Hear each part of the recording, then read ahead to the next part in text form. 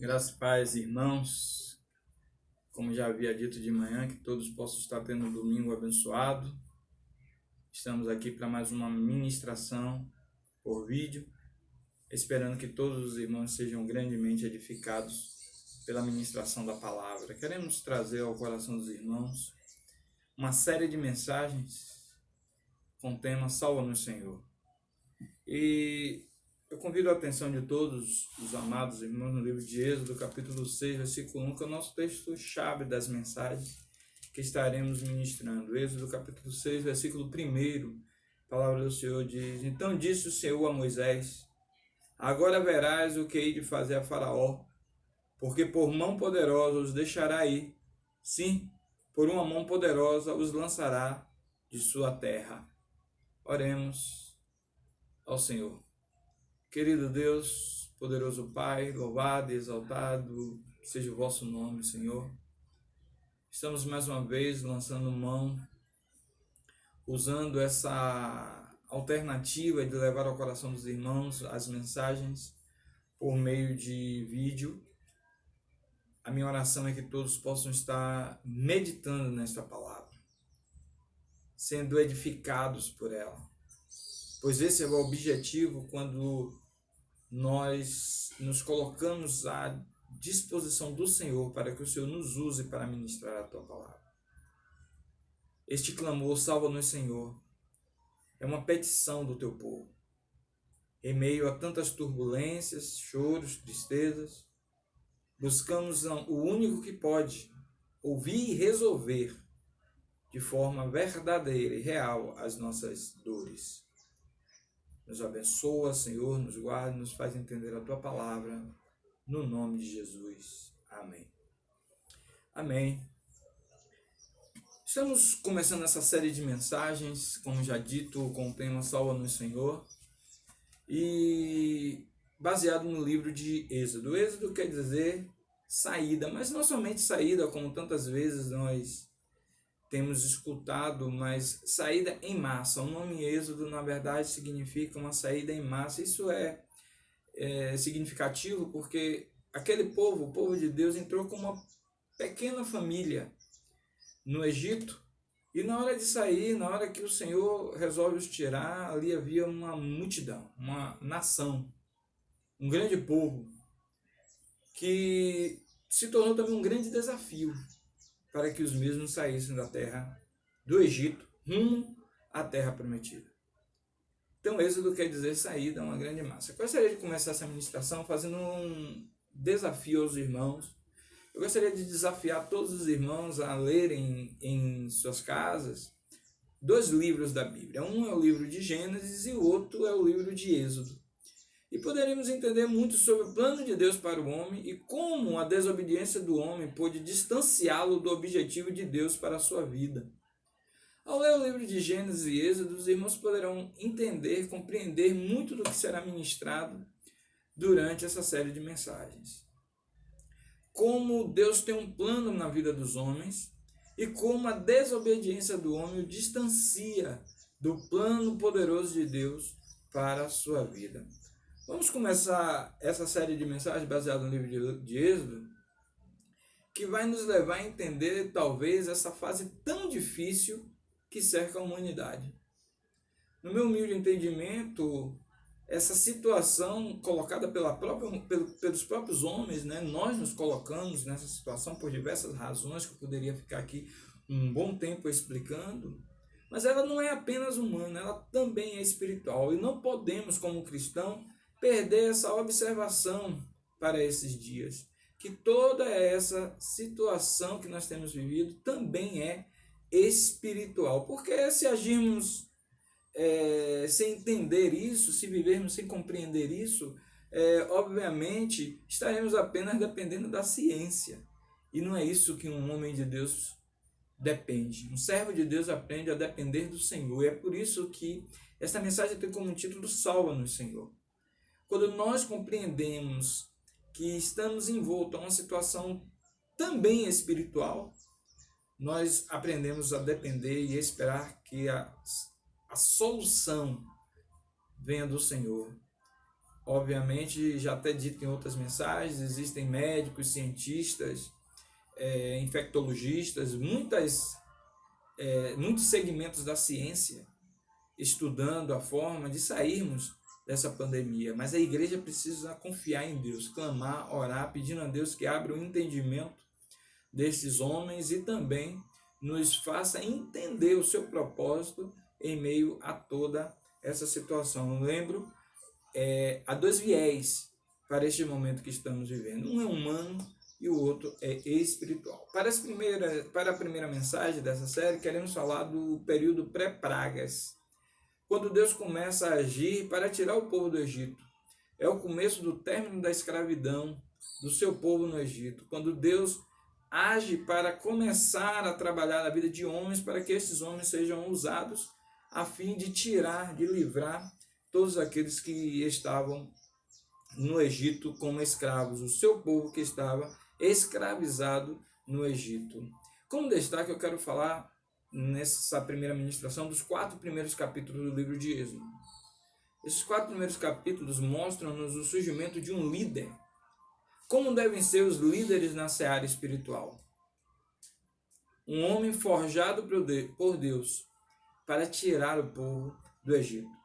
Podem ser claramente vistos todos os indicativos de que Deus estava no controle do surgimento de Moisés para a libertação do seu povo ali do Egito. Podemos ver claramente a ação de Deus, os milagres de Deus, o agir de Deus, para que Moisés fosse o homem escolhido, o homem trazido para ser instrumento para tirar o povo do Egito. Eu menciono que Moisés é um exemplo da liderança cristã.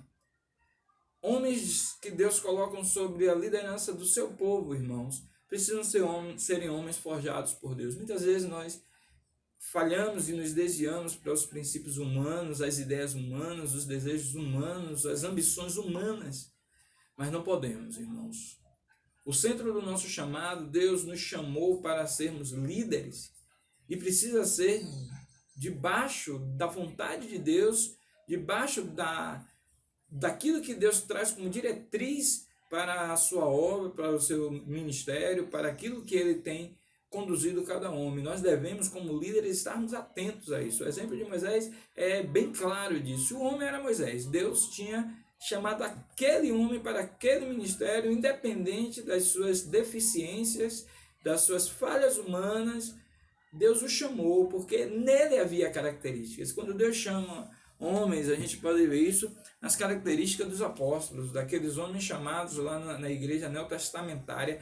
Deus chama aqueles homens que no olhar humano talvez nós não chamaríamos para coisa alguma. Deus os chama porque via nele essas características de homens que podiam ser forjados por Deus para grandes lideranças. O exemplo de Davi é outro grande exemplo disso. Ninguém via em Davi o líder que Davi era, mas Deus já havia visto. De Paulo e de tantos outros, Deus tem este olhar poderoso para levantar homens. Então, quando eu vejo toda a história do povo de Israel para sair do Egito, descrita ali no livro de Êxodo, e eu vejo o chamado de Moisés, eu posso entender o surgimento de um grande líder forjado por Deus, criado por Deus, formado por Deus para uma obra que era gigantesca e talvez humanamente a observação humana que tínhamos daquela obra era extremamente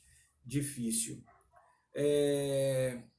Queremos destacar alguns aspectos desses 4 primeiros capítulos já mencionados aqui. Lá no versículo 1 do 1 ao 14, fala de uma família que se tornou um povo. A gente pode ver no livro de Gênesis a chegada daquele povo no Egito. Já no livro de Êxodo, o começo, e a saída daquele povo que não mais era uma família, agora uma grande nação.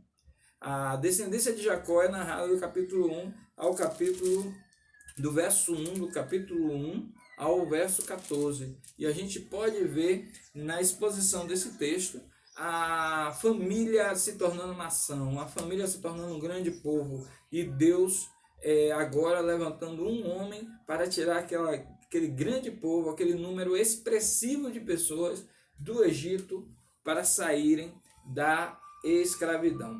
Do capítulo 1, 15 ao verso 22, podemos ver a perseguição e opressão de um rei inseguro. A gente pode ver o faraó, o rei do Egito, com medo do crescimento do povo de Israel. A insegurança, irmãos, quando um líder ele é inseguro, ele age como um opressor. Ele oprime o seu povo. Ele oprime os adversários.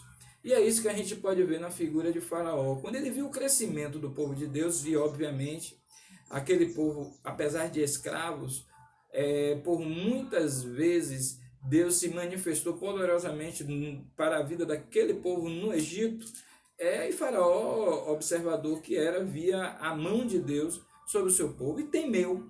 E esse temor lhe deu insegurança. Ele começa então a agir de forma a perseguir e oprimir o povo de Deus, sobretudo primeiro chamando as parteiras que acompanhavam as mulheres hebreias quando ia ter seus filhos, e manda que mate as crianças. Elas não fazem assim por verem e temerem a Deus, ver a vontade de Deus e temerem a Deus, depois ordenando que todos os meninos fossem lançados no rio.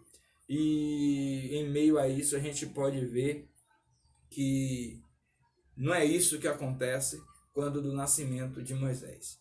O nascimento de um líder invisível. No capítulo 2, versículo 1 e 10 diz: E foi-se um varão da casa de Levi, casou com a filha de Levi. E a mulher concebeu e teve um filho, e vendo que ele era formoso, escondeu-o 3 meses.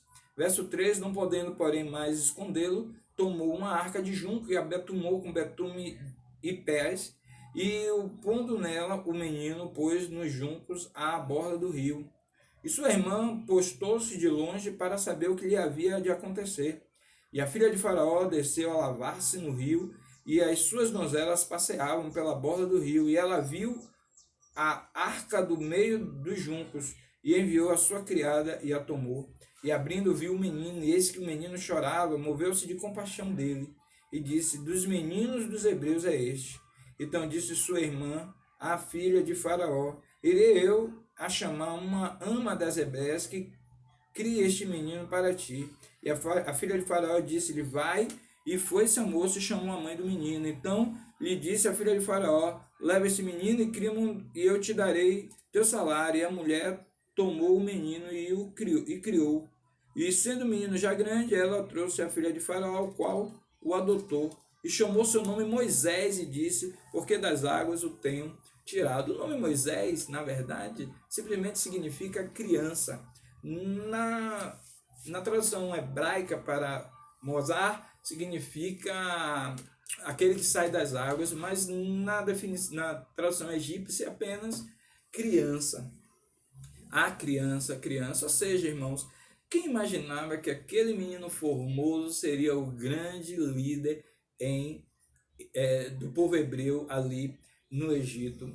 É um líder invisível que surge. Esse aspecto me faz trazer à memória as nossas crianças, os meninos da nossa igreja, os pequeninos que nos cercam, os juniores, os pré-adolescentes, as crianças. Quando nascem no meio cristão, no nosso meio, muitas vezes damos pouca importância às crianças que estão no nosso ministério. Eu tenho aprendido, irmãos, a ter um olhar carinhoso, observador, atencioso e, acima de tudo, doutrinador sobre as nossas crianças, porque dessas crianças que hoje estão correndo na igreja, subindo e descendo as escadas da igreja, pode estar nascendo um grande líder.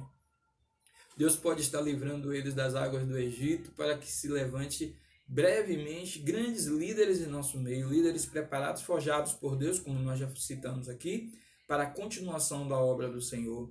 Quando a palavra do Senhor nos ensina aos pais que devem ensinar aos filhos o caminho que devem andar, esse também é um papel da igreja, né? Como pastor, como professor, nós devemos ter a preocupação de darmos às nossas crianças uma educação significativa, importante, para que as nossas crianças possam ser no futuro grandes pregadores, grandes missionários, grandes líderes, grandes líderes na casa do Senhor, para que a casa do Senhor se desenvolva da melhor forma possível, com líderes preparados. E ali a gente percebe o nascimento de um líder invisível. Repito, no meio de todas aquelas crianças que estavam sendo perseguidas, a gente não imaginava que um líder tão carismático, que amava tanto o povo hebreu, um líder que se dava ao máximo para que aquele povo chegasse ao seu objetivo, estaria nascendo. No versículo do capítulo 2, versos 11 ao 22, mostra o surgimento de um líder justo. Característica fundamental, irmãos, para alguém que será usado por Deus. Alguém que Deus estará trazendo para nos ajudar a caminhar. Esse líder justo, cujo nome é Moisés, já citado aqui, nome dado pela filha de Faraó, que o conduziu como seu filho, né? Ele é chamado do filho da filha de Faraó, inclusive na palavra de Deus. Ele é um líder justo. A gente pode ver isso no verso 21 e 22 através de duas atitudes. Uma, aconteceu que naqueles dias, versículo 11, que sendo Moisés já grande, saiu aos seus irmãos, ou seja, ele tinha um coração, todos aqueles anos, criado pela sua própria mãe, como serva da filha de Faraó, o criou. A gente pode ver que ela influenciou o papel de novo mencionado da família, da mãe, do líder, do professor, do condutor, influenciou Moisés a ser alguém que olhava para o seu povo. Ele, apesar de ter tido todas as mordomias do palácio dos egípcios, ele tinha um coração no povo hebreu. Ele foi ensinado a ser assim. Então ele saiu aos seus irmãos e atentou nas suas cargas. Ele percebeu o que a escravidão estava trazendo sobre peso aos hebreus e viu que um varão egípcio feria a um varão hebreu e ele se revolta com isso. Olhou em uma e outra banda e vendo que ninguém lhe havia, feriu o egípcio e o escondeu na areia. A gente vê que ele se revolta com a opressão que se levantava contra o povo hebreu. Olha, irmãos, o líder, ele tem um olhar social, ele tem um olhar para aquilo que cerca a igreja, para o sofrimento do povo de Deus, ele tem um olhar especial. Um líder, ele não olha para...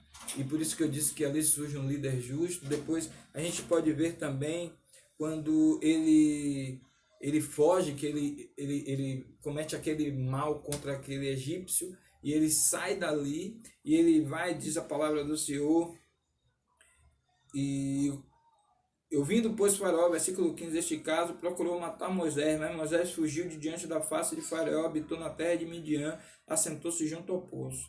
E o sacerdote de Midian tinha 7 filhas, os quais vieram tirar água, e encheram as pias para dar de beber ao rebanho do seu pai. Então vieram pastores e lançou-nas dali. Moisés, porém, levantou-se e defendeu e embeberou-lhes o rebanho. A Bíblia então diz que pela segunda vez agora as filhas do sacerdote de Midian, ele estava ali a buscar água e encher as vasilhas de água para dar de beber ao rebanho, e alguns pastores vão e humilham e desprezam e afrontam e agridem aquelas meninas, aquelas mulheres, e mais uma vez Moisés se manifesta contra aquela injustiça. O líder, ele precisa estar se manifestando, irmãos, contra toda e qualquer injustiça. É por isso que o papel da igreja é ser isenta, no sentido de política, de todas essas coisas, é ter uma avaliação justa. A gente tomou essa posição de afastar os irmãos do convívio social e não estamos tendo culto e pedindo que os irmãos fiquem em casa, porque nós entendemos realmente que esta é a melhor forma de combater toda essa pandemia. Há a questão econômica, social também, e estamos também preocupados com isso, e nós estamos orando para que venha a cura, orando para que o pico, né, dessa pandemia acabe no nosso estado e a gente possa voltar à rua, voltar ao convívio social e voltar à igreja. Mas este é um momento de proteger os nossos irmãos. É o justo, porque nós não queremos chorar a morte de nenhum dos nossos irmãos. Nós não queremos sepultar nenhum dos nossos irmãos por conta dessa pandemia. Ali surge, irmãos, então um líder justo, não era à toa que Deus estava chamando Moisés. Um homem que era capaz de se revoltar contra a injustiça, um homem que era capaz de agir contra a injustiça e que trabalhava para não ser injusto. E a gente pode ver nesse texto de 11 a 22, por 2 vezes, Moisés agindo de forma justa, revelando-se o líder que ele era, que era capaz de avaliar o certo e o errado e tomar a posição em proteção dos mais fracos. No capítulo 2, 23 a 25, o olhar de Deus para o seu povo. 23 a 25 do capítulo 2, o Senhor toma a posição de libertar o povo escravizado no Egito. Verso 23, aconteceu depois de muitos destes dias, morrendo o rei do Egito, que os filhos de Israel suspiravam por causa da servidão e clamaram ao seu clamor, e seu clamor subiu a Deus por causa de sua servidão. Ouviu Deus o seu gemido, e lembrou-se Deus do seu concerto com Abraão, com Isaque e com Jacó, e atentou Deus para os filhos de Israel, e conheceu-os Deus. Amados irmãos, a Bíblia diz, capítulo 2, 23 a 25, que o olhar de Deus voltou-se para o seu povo, porque o seu povo voltou-se para o seu Deus. Quando o tema dessa série de mensagens é Salva-nos, Senhor, é porque nós desafiamos o povo de Deus a voltar-se para Deus, a olhar para Deus. A Bíblia diz que a dor era tamanha daquela escravidão, que aquele povo clamou a Deus, e o olhar de Deus voltou-se para aquele povo, e viu Deus que era a hora de agir, tirar o povo daquela escravidão. Agir e tirar o povo do Egito. Agir e fazer um concerto com aquele povo e retirar o povo do Egito. Quem seria o instrumento de Deus para que isso acontecesse? Seria um homem. Esse homem, Moisés. Obviamente, este homem cercado de outros homens ao seu lado, que ajudaria, é o caso de Arão e de tantos outros, que ajudariam Moisés naquela jornada. Nós vamos ver também a mão forte de Deus sobre a vida daquele homem. A gente pode ver a ação de Deus para que aquilo acontecesse. Mas isso se deu por um povo que clamou. Repito, aconteceu depois de muitos destes dias, versículo 23 do capítulo 2, morrendo o rei do Egito, que os filhos de Israel suspiraram por causa da servidão e clamaram, e o clamor deste povo subiu a Deus por causa da sua escravidão, por causa da escravidão do povo. O povo clamou, o povo não aguentou, irmãos. E não podemos cessar de dizer, é hora de clamar.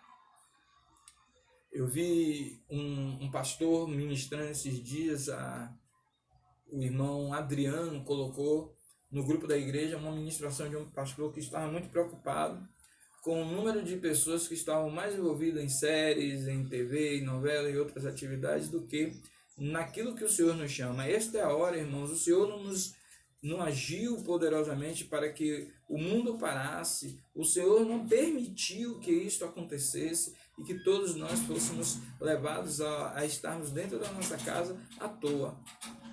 O Senhor precisa que nós, como seus servos, busquemos entender mais a sua palavra, busquemos mais entender a nossa relação com Ele, a nossa intimidade com Ele, que possamos aprender mais, ter uma vida de oração, a clamar, a olhar o mundo como o mundo é. A Bíblia diz que o mundo jaz no maligno e a amizade com este mundo é inimizade para com Deus, e muitos são intimamente amigos deste mundo. Muitos vão para a escravidão do Egito e adapta-se à escravidão do Egito como o egípcio fosse. Nós não somos deste mundo. Nós somos concidadãos dos santos, membros da família de Deus.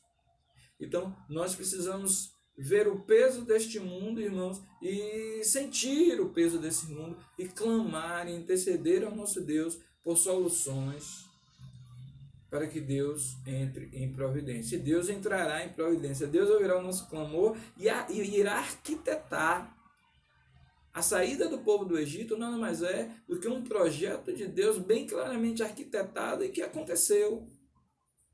Desde levantar um líder, de agir com um braço forte, de endurecer o coração endurecer ainda mais um coração duro, pois Faraó já devia manifestado ter um coração duro, e feito todas as coisas que precisavam ser feitas para que o povo saísse do Egito. Capítulo 13 e 4, irmãos, nos traz uma lição importante que nós podemos denominar de algumas fases. É uma verdadeira universidade de liderança, é uma verdadeira é um verdadeiro curso de teologia, é uma verdadeira escola para ser usado por Deus. A gente pode ver no capítulo 3 e 4 de Êxodo o chamado, Deus chamando Moisés, as dúvidas, porque nós duvidamos, será que sou eu o homem mais capaz para estar conduzindo este povo? Será que sou eu o homem mais preparado para estar à frente dessa empreitada, dessas atividades? Sou eu? Será que eu sou a pessoa mais indicada para conduzir espiritualmente a um povo para passar um momento tão difícil como este? Será? Duvidamos. O preparo, o desafio, porque não é algo pequeno, é algo grande. Irmãos, eu quero compartilhar rapidamente algo com os irmãos. Eu estou orando para que Deus me responda se pelo menos um grupo pequeno de irmãos deve ir à igreja, nós abrirmos a igreja para nos ajoelharmos ali no templo para orar. Eu tenho estado incomodado com isso e estou buscando a resposta dos céus para tomar essa decisão. Isso é um desafio. O despertamento é o despertamento de um homem, irmãos, para fazer uma grande obra. Um homem que estava sendo ensinado para estar dentro do palácio, agora estava sendo despertado a abdicar de tudo aquilo para levar o povo de Deus para onde Deus queria.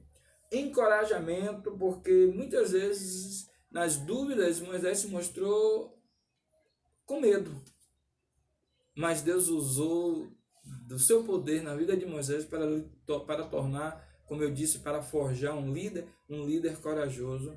As certezas que Deus propõe ali, a palavra do Senhor mostra claramente que Deus o chamava com grandiosa certeza do que estava por vir. Deus dizia a Moisés: eu livrarei o povo da escravidão. E se alguém duvidar e perguntar, está lá no versículo 14, disse Deus a Moisés: eu sou o que sou. Disse mais: assim dirás aos filhos de Israel: eu sou, me enviou a vós.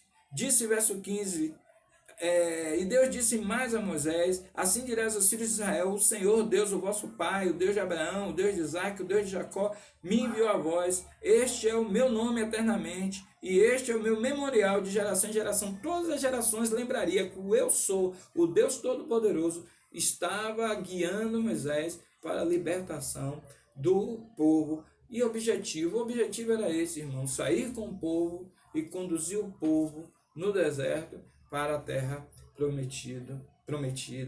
No capítulo 3, essa experiência gloriosa, poderosa de Moisés na sarça ardente. A Bíblia diz que Moisés, agora já casado, estava arrebanhando, apacentando o rebanho de Jetro, seu sogro, aquele sacerdote de Midian que tinha 7 filhas, e ele casou com uma dessas filhas, a Zípora.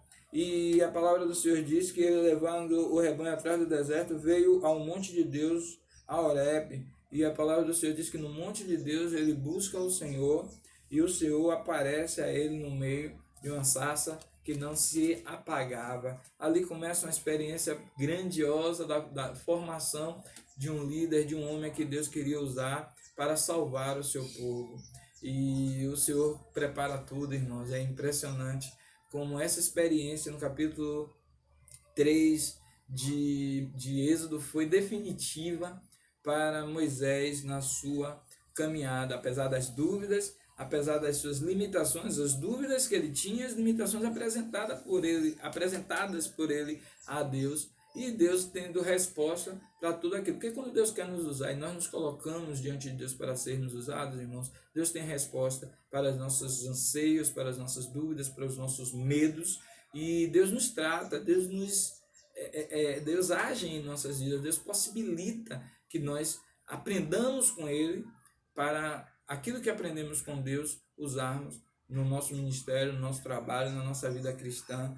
É só não parar, é só continuar caminhando em frente, sabendo que Deus melhorará aquilo que precisará ser melhorado em cada um de nós. No capítulo 4, do 1 ao 17, é aquela experiência de Moisés de pedir um sinal. E Deus não dá um sinal, Deus dá a Moisés 3 sinais: a vara que se torna serpente e depois volta a ser vara, a mão que se fere e depois ele põe do lado e a mão volta a ser curada, e depois a água que seria jogada na terra e se tornaria sangue, e Deus disse que esse seria o sinal. Capítulo 4, 18 a 31, Moisés volta para o Egito. E Deus então move, depois daquela experiência, um homem que tinha dúvidas, um homem que tinha incertezas, para que ele pudesse ter certezas e que ele pudesse aceitar o desafio. E agora, já preparado com Deus, ele fala com seu sogro: deixarei aqui esse trabalho que tenho contigo e voltarei para o Egito. Essa é a primeira parte, irmãos, da nossa ministração. Na próxima mensagem, nós continuaremos falando de como Deus usou este grande homem para, sendo usado por ele, ajudar na vitória do povo escravo para ser livre. Deus quer nos usar, irmãos, para que muitos que hoje estão escravizados sejam livres. Deus quer levantar líderes, homens capazes de ser usados por ele para a sua seara. Que o exemplo de Moisés fique em nossas vidas e corações. Que Deus abençoe a todos. Bom, irmãos, podermos mais uma vez ministrar a palavra dele ao seu coração. E que não se esqueça, olhemos para o céu e clamemos: salva-nos, Senhor. Que Deus os abençoe e os guarde.